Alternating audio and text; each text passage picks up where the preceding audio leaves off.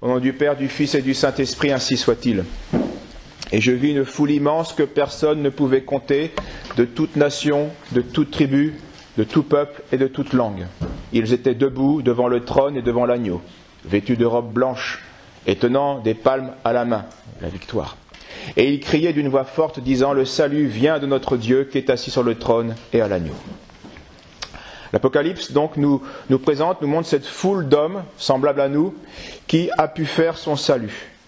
Et une question que l'on se pose bien souvent, le pourrons-nous nous-mêmes? Certains prétendent ne pas pouvoir se sauver dans leur état, ou parce que le monde d'aujourd'hui serait trop mauvais et nous ne pourrions plus nous sauver. Mais est-ce si sûr? Dieu qui dans tous ses ouvrages, dans toutes ses œuvres, envisage sa gloire, n'a pas voulu être l'auteur d'une condition ou d'une époque où on n'a pas pu garder sa loi, dans l'essentiel, où on n'a pas pu s'acquitter envers lui de ses devoirs, où l'on ne peut plus lui rendre, par une pratique fidèle à toutes ses volontés, l'hommage, le culte qu'il mérite et qui lui est dû. Le monde, certes, est corrompu et se détourne de Dieu, c'est évident. Mais rien ne nous oblige à le suivre et à nous détourner nous-mêmes de Dieu, en suivant le monde, pour notre éternelle perte. Notre vocation est de vivre aujourd'hui en chrétien et d'obtenir par là la souveraine béatitude. Saint Paul l'enseigne on ne peut plus clairement, sans exception d'âge, de condition et de temps. La volonté de Dieu est votre sanctification et que vous deveniez des saints. Et ceci concerne donc tous les hommes sans exception. Nous devons donc acquérir la perfection de notre état. Si Dieu exige de nous la sainteté, c'est qu'elle est possible. C'est que la chose est en notre pouvoir, puisque Dieu n'ordonne jamais rien qui ne soit au-dessus de nos forces, même si cette force sera le fruit de la prière et de la grâce divine. Ce n'est pas dans notre force naturellement, mais surnaturellement, cette force, nous pouvons l'acquérir par la prière et par la vertu et les sacrements. Mille autres que nous et avant nous se sont sanctifiés et se sont sauvés dans un état semblable au nôtre, et bien souvent dans des circonstances bien plus difficiles que les nôtres, de manière générale. Le 1er novembre, aujourd'hui, où nous fêtons tous les saints, nous fêtons aussi certains saints particuliers qui sont montés au ciel un 1er novembre. Parmi eux, j'ai repéré ceux-ci. À Terracine, en Italie, en Campanie, Saint Césaire, qui était diacre, qui après une longue et rigoureuse prison, fut, avec Saint Julien, un prêtre, enfermé dans un sac et précipité dans la mer. Voilà comment ils ont fini et comment ils se sont sanctifiés.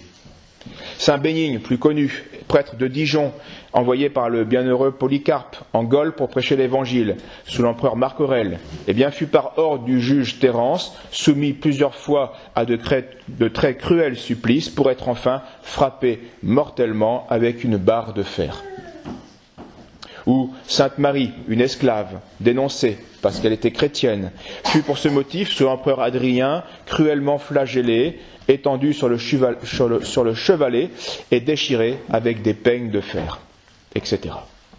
Ces saints ont été capables de soutenir les obligations de leur état de chrétien, dans des circonstances bien difficiles. Ils ont été capables de résister aux tentations, aux dangers de leur époque, capables de s'élever, de se perfectionner selon leur état. Et sommes-nous d'autres hommes qu'eux, ou bien eux-mêmes sont-ils d'autres hommes que nous? Avons-nous plus d'obstacles à vaincre qu'eux? Ou les moyens de salut nous manqueraient-ils? Reconnaissons-le de bonne foi, l'essentiel et la grande différence qu'il y a entre eux et nous n'est ni l'état, ni dans l'état, ni dans les obstacles, ni dans les moyens qui pourraient manquer, mais dans la volonté. Ils veulent se sauver et nous ne le voulons pas. Et retenez-le, ultimement, les moyens de sanctification se résument à un seul, porter sa croix, faire la volonté de Dieu. Et cela n'en manquera jamais, évidemment. Évidemment. Tout le reste peut manquer, oui. Les sacrements, la présence des prêtres, les Japonais l'ont connu pendant plusieurs siècles. Oui, beaucoup de choses peuvent manquer. Mais le moyen de sanctification qui est de porter sa croix ne manquera jamais. Les saints l'ont voulu, ils ont voulu se sauver et donc ils ont voulu bien le bien, malgré les peines de leur état. Mais nous, malheureusement, bien souvent, nous ne remplissons qu'imparfaitement nos engagements et nous rejetons facilement les peines inhérentes à nos charges, à notre devoir, à notre état de chrétien. Bref, on abandonne insensiblement le soin de notre salut. Au lieu de bien vouloir se gêner de porter sa croix, eh bien on veut s'épargner. Au lieu de s'avouer et de dire oui, je ne veux pas porter ma croix, je ne cherche pas à être un saint, eh bien on dit plutôt qu'on ne peut pas se sauver dans le monde dans lequel nous vivons. C'est une diversion. Alors il est fort possible qu'à force de persuasion, nous arrivions à nous tromper nous-mêmes, mais arriverons-nous à tromper Dieu? Moins sûr. L'impossibilité donc supposée n'est qu'une impossibilité volontaire, une lâcheté de notre part, une faiblesse criminelle. Notre état, même s'il nous engage au service du monde et à nos nombreuses tâches matérielles et temporelles, n'est point contraire au service de Dieu. Je parle là de manière bien sûr générale. Il y a bien sûr aujourd'hui des fonctions des États qui seraient bien sûr contre nature, et cela, bien sûr, il faut le devoir du chrétien de les quitter. Mais de manière générale, nos professions ne sont pas contre nature. Car les devoirs du monde et ceux de la religion ne sont pas incompatibles. De plus, ceux qui s'acquittent le mieux des devoirs du monde, et les saints l'ont montré, ce sont ceux qui s'acquittent bien de leurs devoirs de religion. Un saint Louis est un parfait roi, un parfait époux, il était un saint, etc. Mieux même, on ne peut satisfaire à ceux de la religion sans s'acquitter de ses devoirs du monde. Saint Louis avait beau de se donner à la discipline et prier et faire pénitence, s'il n'était pas un bon époux et un bon roi, il n'aurait pas été un saint, malgré ses pénitences, sa discipline ou ses confessions. Et ceci est important. Nos occupations habituelles, alors je ne parle pas là encore de circonstances très particulières, mais nos occupations habituelles, nos devoirs dans le monde, eh bien, c'est grâce à la religion que nous trouvons le courage de nous en acquitter. Pour les enfants, le travail scolaire. Il faut parfois du courage, et c'est l'envie de porter sa croix qui va donner la force de faire son travail scolaire. Que ce soit une vocation parentale, il faut trouver de la force aussi pour éduquer les enfants. Et ainsi de suite de chaque mission sociale. Rendez à César, disait Jésus il n'y a pas très longtemps dans un évangile, rendez à César, c'est-à-dire au monde, ce qui est à César, et rendez à Dieu ce qui appartient à Dieu. Dieu n'a pas à distinguer les deux choses, mais il ne les a pas séparées. Nos devoirs dans le monde et nos devoirs religieux sont unis. Et donc notre état doit être conforme à la fois à la volonté de Dieu et à la fois aux besoins du monde. Il faut servir Dieu pour lui-même et servir le monde pour Dieu. Mais il y a bien un service dans le monde à réaliser. Si donc notre état nous détourne du salut, ce n'est point par lui-même, mais par notre faute. Notre état, avec ses difficultés, est au contraire la voie du salut que Dieu nous a marquée. Nous devons tous aspirer au même terme, la béatitude, c'est évident. Mais nous n'y devons pas tous arriver par la même voie. Chacun a la sienne. Et mon chemin est celui voulu ou permis par Dieu. Ne cherchons pas à prendre le chemin de l'autre. Et c'est le plus souvent une illusion que d'aspirer à changer d'état pour enfin pouvoir servir Dieu parfaitement. Cette tentation nous est tous un jour ou l'autre traversé l'esprit. Ah, si je vivais seul, entend-on parfois. Ah, si mes enfants étaient. Ah, si ma femme. Ah, si mon mari seulement pouvait. Ah, si ma santé était meilleure. Ah, si le monde n'était pas aussi, etc., etc. Ce sont des illusions, une perte de temps et de la dissipation. La vraie et juste exclamation serait celle-ci. Ah, si enfin je me décidais à avoir soin de mon salut et à vivre selon les vérités éternelles du christianisme. Il n'est donc point question de renoncer absolument au monde et de nous ensevelir tout vivant dans les solitudes pour n'être occupés que de choses éternelles et pour ne vaquer qu'aux exercices intérieurs de l'âme. Cela est bien pour un petit nombre à qui Dieu inspire cette résolution et à qui il donne la force en conséquence de l'exécuter. Nous pouvons être chrétiens et vivre en parfait chrétien dans le monde. Et ce n'est point précisément à la condition, homme, femme, enfant, vieux, jeune, riche, pauvre, bonne santé, malade, etc., que la qualité de chrétien est attachée. La vie chrétienne, notre état de chrétien, dépend de notre fidèle observation de la loi évangélique. Être chrétien dans le monde, c'est en fait, on peut y arriver à une seule condition, c'est refuser d'être mondain dans ce monde. Mais d'être chrétien dans le monde. Pas mondain, mais chrétien. C'est accepter, en conséquence, les peines propres à chacune de nos conditions. Et ainsi que l'a réglé la Providence, afin que, dans notre condition, nous eussions chacun des sujets de mérite par la pratique de cette abnégation évangélique en quoi consiste le vrai christianisme et par conséquent le salut. Voilà ce qu'une infinité de mondains ne veulent pas entendre parce qu'ils veulent avoir toujours de quoi s'autoriser dans leur vie mondaine. Et que pour cela, ils ne veulent jamais se persuader qu'ils puissent vivre chrétiennement dans ces conditions.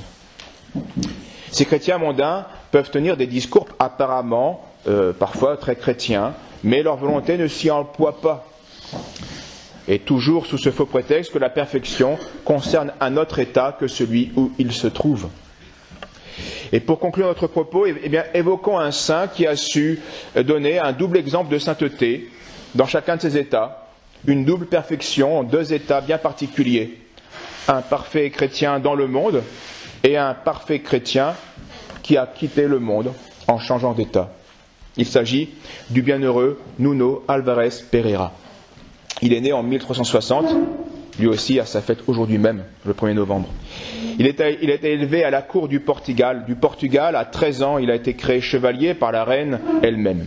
À 17 ans, il épouse Éléonore de Alvi, et dont il eut 2 enfants morts en bas âge, 2 garçons, et une fille qui est restée vivante, Béatrice, qui a pu épouser Alphonse, le fils naturel du roi Jean Ier de Portugal, qui sera les ancêtres de la dynastie des Bragances, donc la grande dynastie, les Bourbons du Portugal, si vous voulez.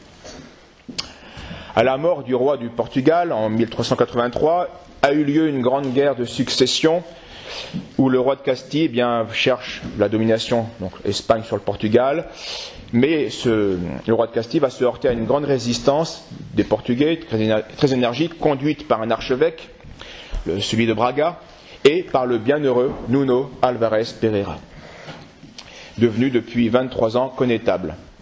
Nuno, donc, qui a joué un rôle militaire et qui a été héroïque dans la bataille. Vous avez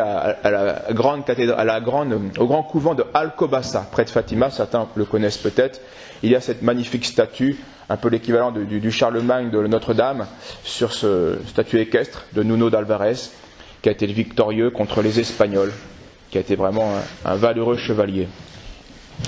Donc Nuno d'Alvarez a joué un rôle de premier plan dans son pays. C'est un héros national que le roi a comblé d'honneur bien mérité. Chevalier, il se faisait remarquer par sa dévotion envers l'Eucharistie et la Vierge Marie, par l'austérité de sa vie et par la rectitude de sa conduite.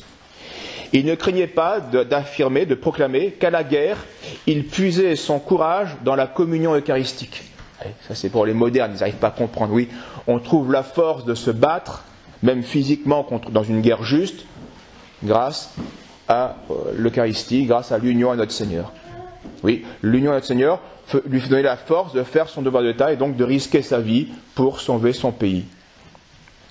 Voilà un parfait chrétien, voilà un parfait chevalier. Puis, il était veuf de bonne heure et il refusa toujours de se remarier. À 62 ans, il va résigner sa charge de connétable et en juillet 1422, il prend l'habit de frère donné, donc le frère convers si vous voulez, sous le nom de Nuno de Sainte-Marie, dans le couvent des Carmes qu'il avait fondé à Lisbonne. Il refusa absolument d'être admis au nombre des religieux de chœur, ce qui était, si vous voulez, un peu hiérarchiquement supérieur. Et il voulut s'acquitter des fonctions les plus humbles, répétant que dans la maison de Dieu, il n'y avait pas d'office inférieur. Donc il était un peu le frère portier, donc celui qui est gêné, celui qu'on appelle à chaque fois pour un service, donc c'est quelque chose d'assez exigeant. Et retenez ça les enfants, voyez, Ce que dit Nuno d'Alvarez pour la maison du Seigneur et son couvent est vrai pour la maison. Il n'y a pas d'office inférieur dans la maison de Dieu. À partir du moment où on sert Dieu, il n'y a pas de fonctions, de services qui sont dégradants ou inférieurs. Bien sûr, en soi, il y a une hiérarchie dans les choses plus agréables et moins agréables. Mais dès qu'on le fait pour Dieu, tout a la même valeur. Et donc il disait qu'il y était entré dans ce couvent pour mener la vie la plus pénible, la même vie pénible que les autres. Malgré son passé, son passif, son héroïsme, ses titres, non, il voulait avoir la même vie pénible. Et pour éviter de recevoir des visites de ses innombrables amis et pratiquer un recueillement plus parfait, eh bien il avait demandé d'être envoyé dans un autre couvent, où il ne serait pas moins connu ou plus isolé. Mais à la demande du roi, ses supérieurs vont s'y opposer et il obéira, il se soumettra humblement. Et ainsi, pendant une dizaine d'années, il a donné les plus beaux exemples de la vie religieuse, pour enfin entrer un 1er novembre 1431 dans la gloire de la cour céleste. Et j'ai plaisir à y voir qu'il rejoignait parmi tous ces saints Sainte Jeanne d'Arc, une dernière arrivée. Depuis quelques mois, elle était elle aussi rentrée dans la cour céleste, puisqu'elle a été brûlée fin mai 1431. Et ainsi, les alus arrivent les uns après les autres, après une Jeanne d'Arc, un Nuno d'Alvarez, etc. Et tous, avec les anges et les saints, eh bien, ont pu chanter la gloire de Dieu. Amen, louange, la gloire, la sagesse, l'action de grâce, l'honneur, la puissance, la force soit à notre Dieu pour les siècles des siècles. Amen. Au nom du Père, du Fils et du Saint-Esprit, ainsi soit-il.